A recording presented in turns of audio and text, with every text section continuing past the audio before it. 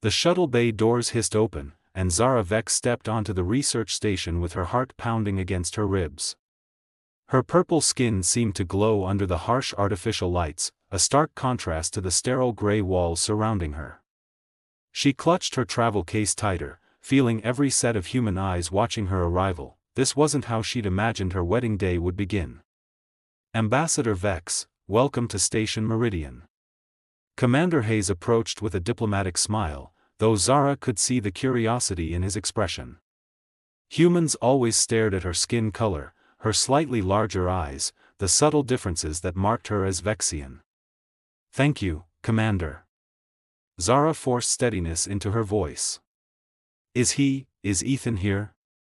"Dr. Cross is waiting in the observation lounge. I thought you might want a moment to meet privately before the ceremony." Hayes gestured down a corridor. "Third door on your left." Zara walked slowly, her traditional robes whispering against the floor. 6 months ago, her mother had sat her down with news that would change everything. The Vexian government needed stronger ties with Earth's scientific community. An arranged marriage between their world's brightest minds would symbolize unity and cooperation. Zara had agreed because she understood duty. Because her mother's diplomatic career depended on it. Because saying no would mean disappointing everyone who'd invested in her success, but understanding duty didn't make her any less terrified. She paused outside the observation lounge, taking 3 deep breaths like Lyra had taught her during their last call. Then she pressed the door panel. Ethan Cross stood with his back to her, staring out at the stars beyond the viewport. He was tall, with dark hair that curled slightly at his collar and broad shoulders that filled out his simple gray sweater. When he turned, his blue eyes widened slightly at the sight of her. "Zara," he said softly, and she was surprised by the warmth in his voice. "You're beautiful." Heat crept into her purple cheeks. "Thank you." You look nice too." They stood awkwardly for a moment, 2 strangers about to bind their lives together. "Would you like to sit?" Ethan gestured to a bench beneath the viewport. "I thought we should talk before everything gets official." Zara settled beside him, maintaining a respectful distance. "This is strange, isn't it? I've read about arranged marriages in Earth's history, but Vexians stopped the practice generations ago. Until now. Same with humans." "Well, mostly." Ethan rubbed the back of his neck. "I agreed to this because Commander Hayes made it sound like an adventure.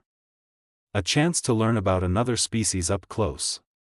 But now that you're here, I realize I didn't think about the reality of it all.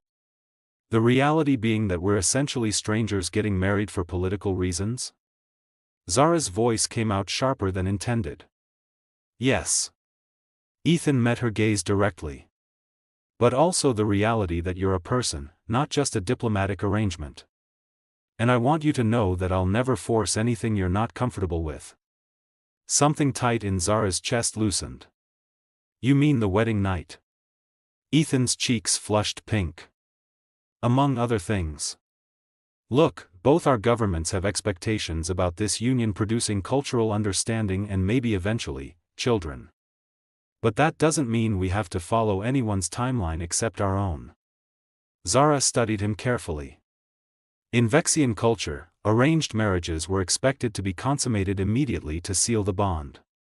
She'd been dreading this part for weeks, lying awake imagining the awkwardness and discomfort of intimate contact with someone she'd never met. "What are you suggesting?" she asked cautiously. "That we actually get to know each other first." Ethan shifted to face her more fully. "Tell me about yourself, Zara. Not Ambassador Vex or Dr. Vex. Just Zara." The unexpected kindness made her throat tight. "I'm a xenobotanist. I study how plants adapt to different atmospheric conditions across planets. It's incredibly boring to most people." "Are you kidding? That's fascinating." Ethan's enthusiasm seemed genuine. "I'm a xenobiologist specializing in cross-species cellular compatibility. We probably have overlapping research interests." Despite herself, Zara smiled. "We might. What else should I know about you?" I'm terrible at small talk, I drink too much coffee, and I have a collection of earth plant specimens in my quarters that I probably care about more than I should. He grinned sheepishly. I also promised my sister I'd send regular updates about married life, so be prepared for that. You have a sister? Two, actually.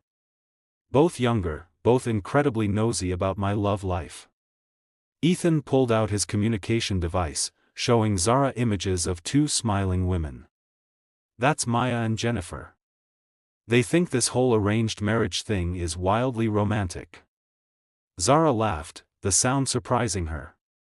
My best friend Lyra thinks the same thing. She keeps sending me messages about how I'm living out some kind of fantasy. Are we, though? Ethan asked quietly. Because from where I'm sitting, you look terrified. Zara bit her lip, debating how honest to be. I am terrified. Not of you specifically, but of everything this represents. I've never been in a serious relationship. Vexian dating customs are very different from what I understand of humans. And the idea of tonight, of being expected to. Hey. Ethan reached out slowly, giving her time to pull away, and gently took her hand. His palm was warm, his fingers carefully holding hers. Nothing happens tonight except what we both want. I don't care what anyone expects. The touch sent an unexpected flutter through Zara's stomach. His hand was larger than hers, but he held her so carefully, as if she were something precious. What do you want? She asked, barely above a whisper. Ethan was quiet for a long moment, his thumb tracing gentle circles on her palm. I want to know your favorite color. What makes you laugh? Whether you're a morning person or a night owl. I want to understand how your species shows affection and what makes you feel safe. He paused, meeting her eyes. I want this to be real, Zara. Not just a diplomatic arrangement. Zara felt tears prick her eyes. That's what I want too. Then let's start there. Ethan squeezed her hand gently. We have the rest of our lives to figure out everything else. The ceremony was scheduled in 2 hours. They spent the entire time talking, Zara's hand still in Ethan's, as the stars wheeled slowly beyond the viewport. She told him about growing up on Vexia, about her passion for rare plant species, about her fear of disappointing her mother. He shared stories about Earth, his close-knit family, his dreams of discovering new forms of life. By the time Commander Hayes came to collect them, Zara realized something surprising. She was still terrified of what lay ahead, but for the first time since agreeing to this arrangement, she felt a spark of hope.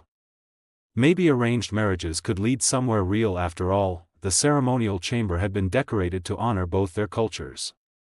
Soft blue earth lighting mixed with the violet bioluminescent plants from Vexia, creating an otherworldly atmosphere. Zara stood in the preparation room, staring at her reflection in the full-length mirror. The traditional Vexian wedding robes were stunning, layers of deep purple and silver fabric that seemed to shimmer with every movement. The neckline was cut in the Vexian style, leaving her shoulders bare, with intricate beadwork that caught the light. Her purple skin glowed against the fabric, and someone had woven tiny star-shaped crystals through her dark hair. You look like a queen, her mother said softly from the doorway, her own purple skin slightly faded with age but her presence still commanding. I look like someone pretending to be ready for this. Zara turned away from the mirror.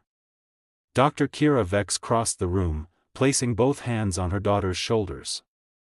Zara, I know this wasn't your choice. But sometimes the best things in life come from unexpected places. Did you actually meet him? Ethan? Zara searched her mother's face.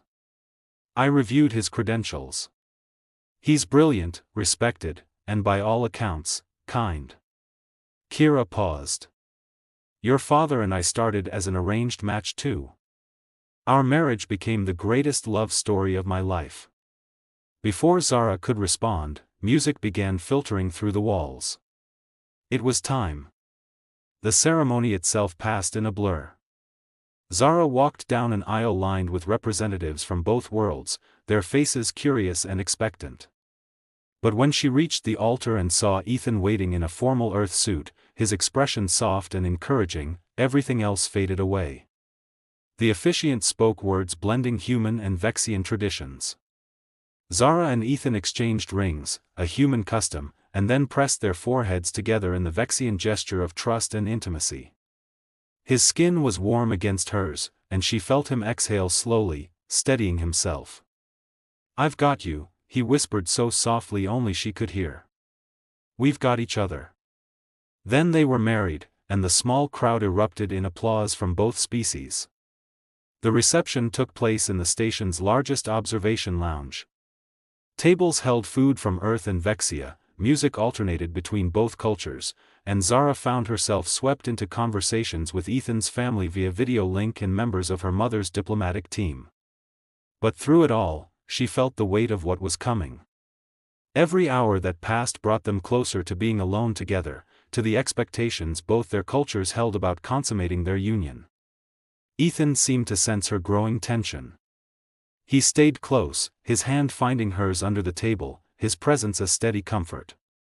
When a particularly long-winded Earth ambassador cornered them, Ethan politely extracted them both, guiding Zara toward a quieter corner. "How are you holding up?" he asked, his blue eyes searching her face. "I'm okay." But her voice wavered. "Just thinking about later." Ethan glanced around the crowded room, then made a decision. "Come on. Let's get out of here. We can't just leave our own wedding reception. Watch me." He took her hand firmly and led her toward a side exit. Commander Hayes caught his eye and Ethan mouthed, "We're done," receiving an understanding nod in return. They walked quickly through the corridors, Zara's robes flowing behind her, until they reached the quarters assigned to them. Ethan palmed the door panel and they stepped inside. The rooms were spacious by station standards, a living area with comfortable furniture, a small kitchenette, and through an open doorway, she could see the bedroom. Someone had scattered flower petals across the bed, another Earth tradition. Zara's heart began racing. "Hey, look at me." Ethan moved to stand in front of her, blocking her view of the bedroom. "We don't have to do anything tonight. I meant what I said earlier. But both our cultures expect." "I don't care what they expect." His voice was firm but gentle. "Zara, you're trembling." She was. Her whole body felt taut with nervous energy. "I'm sorry. I'm not usually like this. I'm a scientist, I'm logical and calm, but right now I feel like I'm about to jump out of my skin."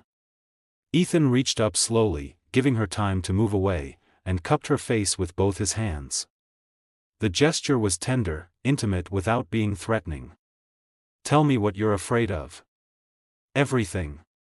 The admission burst out of her. "I've never been with anyone before. Vexian courtship is slow, deliberate. This is all happening so fast. And we're different species, Ethan. What if I don't know how to be with you properly? What if I disappoint you?" "Disappoint me?" Ethan's expression showed genuine surprise. "Zara, you could never disappoint me. You say that now, but nothing." He gently tilted her face up so she had to meet his eyes. "Do you know what I was thinking during the ceremony? I was thinking about how incredibly brave you are. You agreed to marry a stranger from another species to help your people. You walked into a room full of humans who've probably never seen a Vexian before and held your head high. You're extraordinary." Tears welled in Zara's eyes. "I don't feel extraordinary. I feel scared." "Then let's just be scared together." Ethan's thumbs brushed gently across her cheeks. "What if we forget about expectations and just talk? Like we did before the ceremony?" Zara nodded, not trusting her voice. "Good. Now, these robes look incredibly beautiful, but are they comfortable? Because you can change into something else if you want." "The shoulder clasps are digging in," Zara admitted. "But I can't reach them to unfasten them." "Turn around." I'll help. Zara turned slowly, presenting her back to him. She felt Ethan's fingers carefully working at the intricate clasps at her shoulders. His touch was gentle, methodical, and somehow that simple act of helping her felt more intimate than anything that had come before. "There," he said softly. "The rest you can manage?" "Yes, thank you." Zara clutched the loosened fabric to her chest and hurried toward the bathroom. "Give me just a moment." In the privacy of the bathroom, she carefully removed the ceremonial robes, folding them with shaking hands. Underneath she wore a simple purple slip that fell to her knees. It wasn't particularly revealing, but it was far less armor than the heavy ceremonial clothing. When she emerged, Ethan had changed too, now wearing soft gray sleeping pants and a t-shirt. He'd dimmed the lights and was setting up pillows on the couch. "I thought we could talk out here," he said. More casual, less pressure. Zara felt a wave of gratitude so strong it nearly knocked her over. "That sounds perfect." They settled on opposite ends of the couch, facing each other. But as they began talking, the space between them gradually closed. Ethan told her about his first day on the station, about the homesickness that had nearly sent him back to Earth. Zara shared her secret dream of discovering a plant species that could terraform barren worlds. At some point, her head ended up resting on his shoulder. His arm curved around her waist, holding her gently. The touch was warm, comforting, and Zara felt her earlier panic begin to ebb. "Ethan," she said softly. Thank you for being patient with me." He pressed a kiss to the top of her head, the gesture so natural it took her breath away. "Thank you for giving this a chance. Giving us a chance." They fell asleep like that, curled together on the couch, while outside the viewport the stars continued their eternal dance. And for the first time since arriving at the station, Zara felt something that might have been peace. Zara woke to soft morning light filtering through the viewport and the steady rhythm of Ethan's breathing beneath her ear. Sometime during the night, they'd shifted so she was lying almost completely on top of him, her purple cheek pressed against his chest, his arms wrapped securely around her. She should have felt trapped or uncomfortable, but instead she felt safe. "Good morning," Ethan's voice rumbled beneath her ear, still rough with sleep. "How did you sleep?" "Better than I expected." Zara shifted slightly, propping herself up on his chest to look at him. His dark hair was messy, and there were sleep lines on his face, but his blue eyes were warm and clear. "I didn't mean to use you as a pillow all night." "I didn't mind." His hand came up almost unconsciously, tucking a strand of hair behind her ear. The gesture was so intimate, so natural, that Zara's breath caught. They stared at each other for a long moment, something unspoken passing between them. Then Ethan's gaze dropped to her lips, and Zara felt her pulse quicken. "Can I kiss you?" he asked softly. A real kiss, not the ceremonial one yesterday. Instead of answering, Zara closed the distance between them. The kiss started gentle, exploratory. Ethan's lips were soft against hers, moving slowly as if giving her time to adjust. His hand cradled the back of her head, fingers threading through her hair. Zara made a small sound of surprise at how good it felt, how perfectly they seemed to fit together despite their differences. When they pulled apart, both were breathing harder. "Wow," Ethan whispered. "That was unexpected." Zara finished, her purple cheeks flushed darker. "I was going to say perfect." His thumb traced her jawline. "Zara, I know we agreed to take this slow, but I need you to know something. Last night wasn't just about being patient. I genuinely enjoyed just being with you. Talking, learning about you. This doesn't have to be about fulfilling some obligation." Zara's heart swelled. "What if I want it to be about more than talking?" Ethan's eyes widened. "Are you sure? Because we don't have to rush." "I'm not rushing." Zara sat up fully, straddling his lap, feeling bold in a way she never had before. "I'm choosing." "There's a difference." "Zara, His voice caught as she leaned down to kiss him again, this time with more confidence. This kiss was deeper, more urgent. Ethan's hand settled on her waist, and Zara felt the warmth of his palms through the thin fabric of her slip. She ran her fingers through his hair, marveling at the texture, at how different everything felt from what she'd imagined. "Wait," Ethan broke the kiss, breathing hard. "I need to know you're doing this for the right reasons. Not because you think you should, or because of pressure from our families." Zara sat back slightly, meeting his eyes. "Yesterday, I was terrified because I thought this would be some kind of transaction. A duty to fulfill. But last night, you showed me it could be something else. You showed me kindness and patience and understanding. And this morning, I woke up in your arms feeling like I belonged there." She cupped his face with both hands. "I want this, Ethan. I want to explore what we could be together. Not because anyone expects it, but because I'm curious about you. Because when you touch me, I feel things I've never felt before." "God, Zara." Ethan pulled her closer, his forehead resting against hers. "I was trying to be noble and restrained, but you're making that very difficult." "Good." She smiled against his lips. "I don't want noble. I want honest." What followed was a slow exploration of boundaries and discoveries. Ethan carefully showed Zara what he liked, his touch gentle and patient. She marveled at the differences and similarities between their species, finding unexpected compatibility in the way their bodies responded to each other. There were awkward moments, giggles when they bumped noses, gentle corrections as they learned each other's preferences. But there was also tenderness, whispered words of encouragement, and a growing sense of connection that transcended the physical. When Ethan carried her to the bedroom, laying her gently on the petal-strewn bed, Zara felt no fear. Only anticipation and trust. "You're beautiful," he whispered, tracing the purple tone of her skin with reverent fingers. "Every part of you."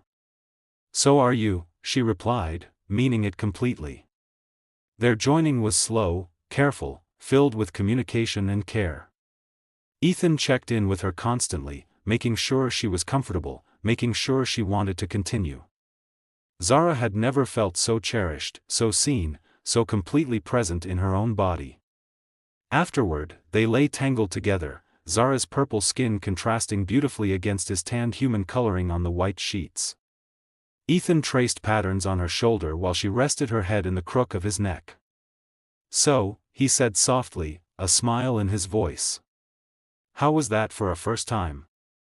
Zara laughed, the sound lighter than she'd felt in months. "Unexpected. Wonderful. Terrifying and perfect all at once." "Same." He kissed her forehead. "Zara, I know this started as an arrangement, but what I feel for you is real.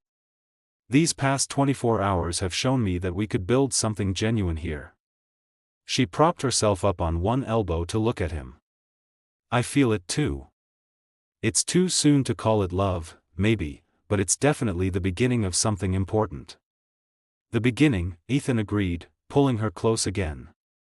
"I like the sound of that." They spent the rest of the morning in bed, talking and laughing and learning each other's bodies with innocent curiosity. When hunger finally drove them out to the kitchenette, they cooked breakfast together, Ethan teaching Zara how to make Earth-style eggs while she showed him how to prepare Vexian fruit in the traditional way. "Your mother is going to want a full report," Ethan said, stealing a bite of fruit from her plate. "So are your sisters," Zara countered, swatting his hand away playfully. "What are we going to tell them?" Zara considered, then smiled. "The truth. That we're taking it one day at a time, building something real out of an arrangement. That we're learning to be partners, not just performing roles." "I like that truth." Ethan pulled her into his lap, and Zara went willingly, wrapping her arms around his neck. "Though we should probably leave out some of the more intimate details." "Definitely leaving those out," Zara agreed, kissing him softly. A message chimed on the communication panel. Commander Hayes requesting a meeting to discuss their new joint research position on the station. Real life was already intruding on their honeymoon bubble. But as Zara looked at Ethan, seeing the warmth and affection in his eyes, she realized she wasn't afraid anymore. Whatever challenges came next, they would face them together. "Ready to start our actual life?" Ethan asked, standing and offering her his hand. Zara took it without hesitation. "Ready." As they walked toward the door of their quarters, Zara reflected on how much had changed in just 24 hours.